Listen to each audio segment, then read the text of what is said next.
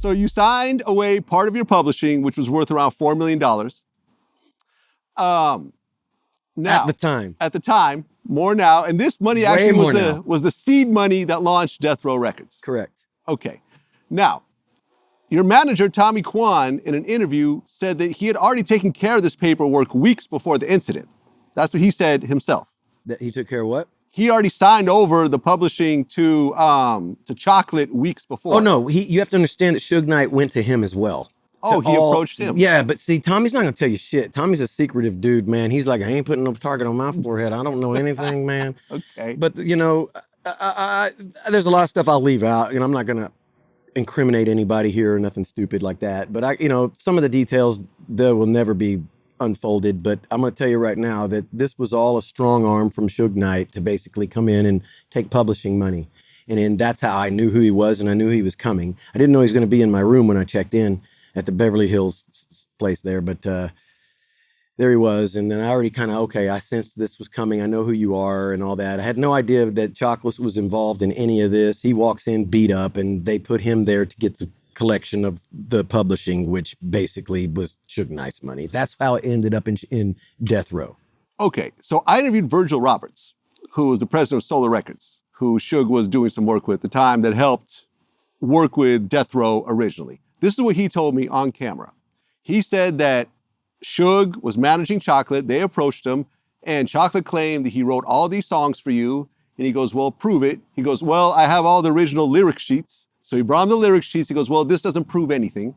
He goes, well, go back and look at the original release of Vanilla Ice's album, and my name is on there. Once he saw that, he said, okay, that's enough for me to believe this. He gave him a $400,000 advance, which was the most Suge has ever seen at the time. And then he filed a lawsuit with EMI. And once the lawsuit was filed, EMI agreed and gave them the publishing to Chocolate.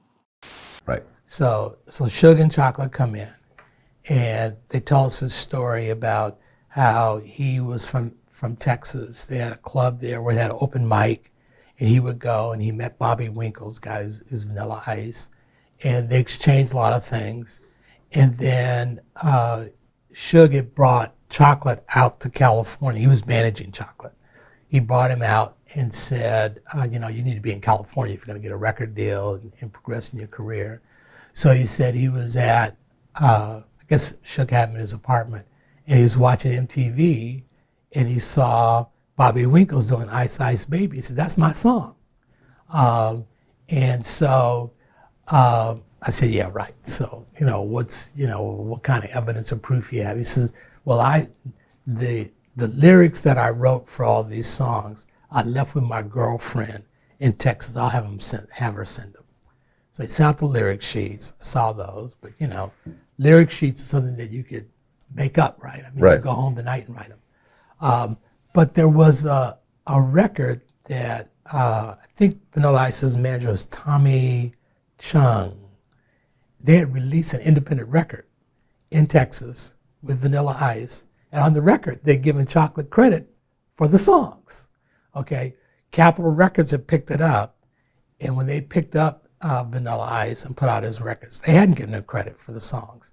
So I said, okay, this looks like pretty good evidence that you did write these songs.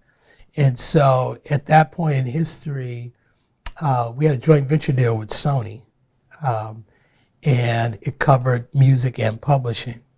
And so I called up the head of Sony's publishing company and said, I found somebody that I think has written hit songs. And Vanilla Ice saw millions of records, and those are songs that we can get a piece of. They said, great, make a deal. So I gave Chocolate a $400,000 advance to do a co-publishing deal with him. And Suge was the manager, and he was getting, I think, 25%. That was the most money he had made in his life. Right. He just made $100,000. Just made $100,000. I know it's funny, man, how it all unfolds, right? It's like there's so many avenues to this, and people just wanting to get in my pockets for a little song I wrote when I was 16 years old. It's so fucking funny. And then they try to come out 30 years later and get notoriety or something. It's weird how this is like, were they in my living room when I was 16? Man, I was 10th grade dropout. I mean, are you kidding me? Motocrosser in Dallas, Texas. I don't think so. All this came to a thing when Suge Knight found out that Vanilla Ice is someone we should target to get a lot of money on. and it worked. And Death Row came out, and Tupac came out because of Vanilla Ice. Right. Snoop Dogg, all of them know it. I'm Dog friends Pound, with Tupac. Rage, You have it to goes on and on. understand, I'm friends with all these people. I know the truth. I know everything that you don't and you wish you knew about everything hip hop, from Puffy to everything, from Biggie to, to all of it. All the shit you wish you knew, and I won't elaborate. Fair enough. Streets know. Streets know. How do you feel about Suge getting 28 years in prison for the killing of Terry? I don't have any comment about that. Fair enough. I think that might be something probably that people kind of probably were just coming after Suge in many ways, and this was an opportunity to put him down for something. I think I don't know. I don't know the whole story behind that. I heard that somebody was trying to kill him, so he just punched his car and he ran he got somebody beat over. up by Bone. He backed up and then went forward, hit Bone, and then ran over Terry, who was his actual friend, which was an accident.